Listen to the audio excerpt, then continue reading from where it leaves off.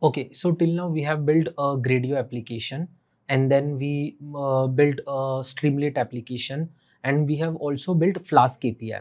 Now we will understand the folder structure and what are the files present in the folder application.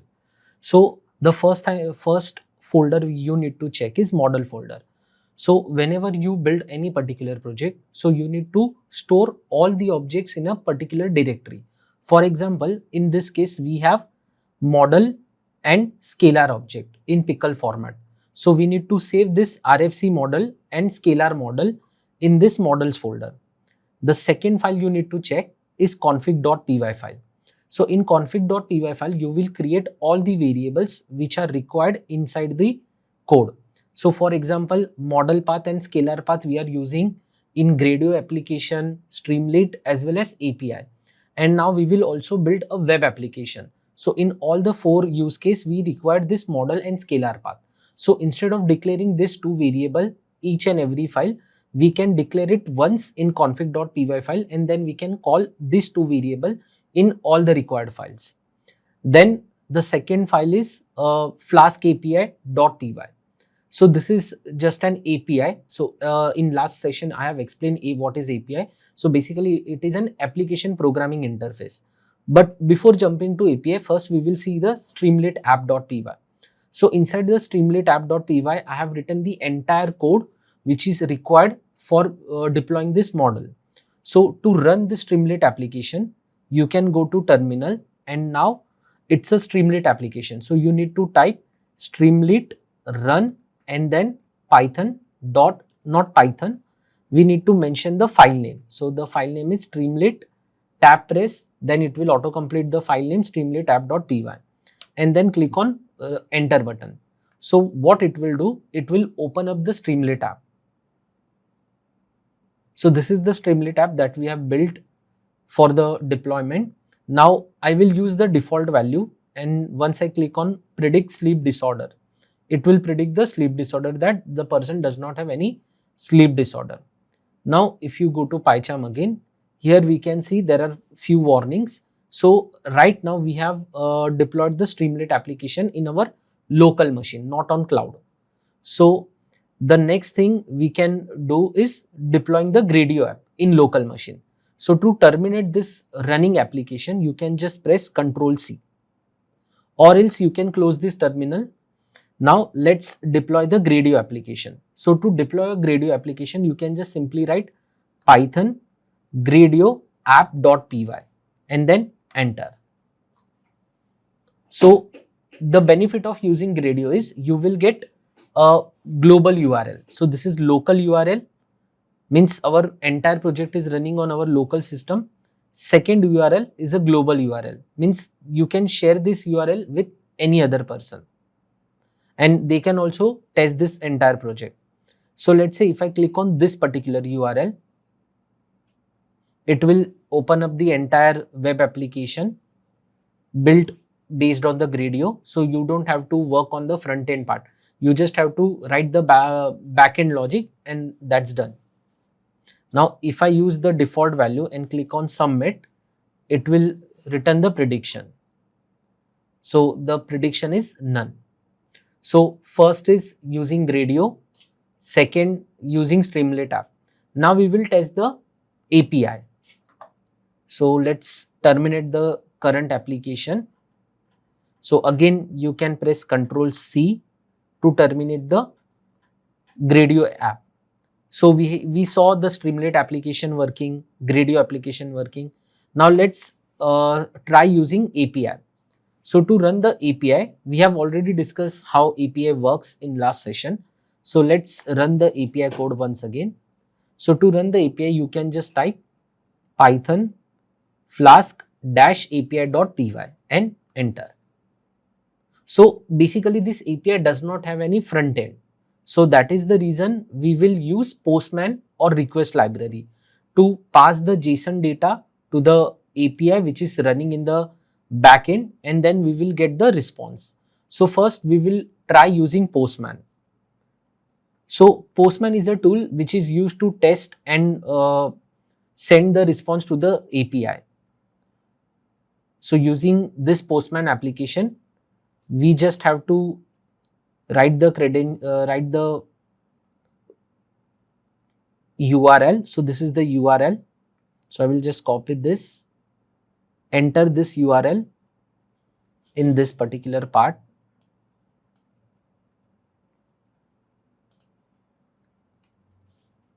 And then prediction/prediction is the endpoint.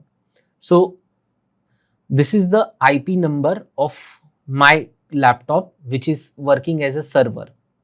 And this is a port number, and /prediction is the endpoint where we will sending the data. So if you want to verify, you can go to the Flask API.py, and here you can see this is the endpoint. And the endpoint method is post. Post means we are sending the data.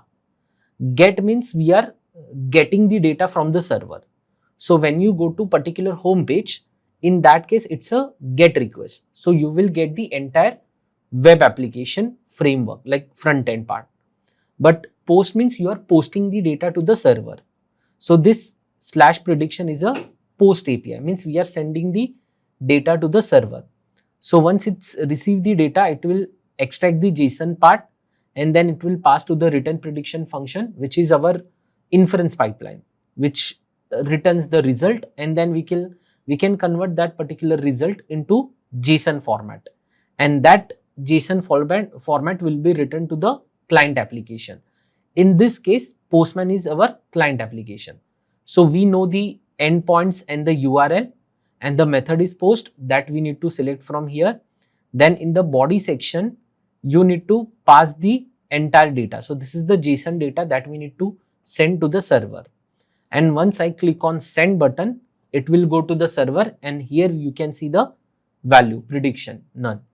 So right now this API is properly working, and we got status 200. That means we got the successful response from the server. But let's say if I disconnect this particular server. So if I press Ctrl C, and then if I click on send button, it will send the request to the server, but currently our server is down, it is not working. So obviously we will not get any response from the server. So before sending the API to the server, first you need to check whether your server in the backend is working or not. Okay, so we saw the API working also. Now we will quickly go through rest of the files. So when you create this Gradio app.py, it will create a .gradio file. It's a temporary folder. Then IPYNB checkpoints will be temporary folder for the notebook. So if you see in the one folder, which is sleep disorder deployment, I'm maintaining all the required code files for this particular project. So first is the model folder. Then in config folder, we will write all the configuration files or variables. Then we have API.py file. Here we have written all the code which is required for the API, Flask API. Then again Gradio app.py, and then Streamlit app.py. So these are the three main files, like Flask, Gradio and Streamlit. So using these three techniques, we deployed our entire model in our local machine. Config is just for configuration. Then there is one more file, request.py file. So let's say if you don't have this Postman in your machine, then you can use Python request library. So what you can do, you can just copy the entire URL from here, and then you can just replace this URL in the code. So you can see just last digit is changed because I'm deploying the entire application on my machine only. So my laptop is acting as a server and client both at the same time. So this is the URL and this is the payload. Payload is nothing but a data that we are sending to the server. Then headers means what type of data we are passing. So it's a JSON type data. And this request.request method will post the data to this URL using this headers. And then we will print the response. So again, to run this request.py, we need to start the server first. So what we can do, we will again go to terminal. Let's create, okay, we can type here as well. So Python Flask app.py. Now our server is running. We can see it's running on this particular address and port number. So let's open one more terminal, because in one terminal we will run the server, and in another terminal we will send the request to that server, not using Postman but using this request library. So let's create one more terminal using this plus icon, and here we will type python request.py and click on enter. So see, we got the prediction value none. So if you don't have Postman installed, you can use this request library to send the data to the server. So these are the files that we are using for this particular project. Now, if you want, you can deploy any of the solution to the cloud, but there is one more thing we can do. We can build an entire web application using Flask library. So for that, we need to write a front end using HTML and CSS. So now we will create that. So before that, first we will maintain some folders which is required for Flask web application. So in Flask web application, we will design the entire front end using our custom HTML code. That will be little tricky part, so we will not focus much on that part. I will directly show you how you can write the HTML code, what are the necessary components and file structure that you need to maintain. So inside this folder only, I will create one more file, a directory, and the name of this directory is templates. So in templates folder, whatever HTML file we are going to use, we will store all the HTML files inside this templates folder. Then one more folder we need to create, and that folder name is so new, and there is one more folder I will create, just a second.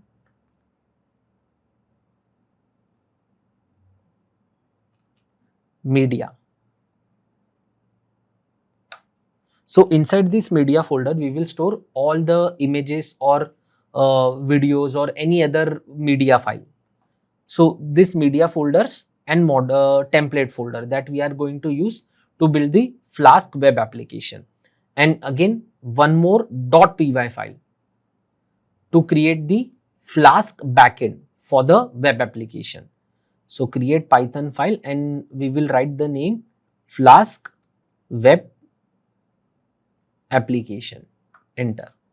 So inside this web application, Flask web application, we will write the entire code, and we will create multiple HTML files inside the template folder. We will design the front end in those HTML file, and then we will run the Flask web application file in our local machine. So we can able to deploy the entire model using this Flask web application. That will be the part of next session.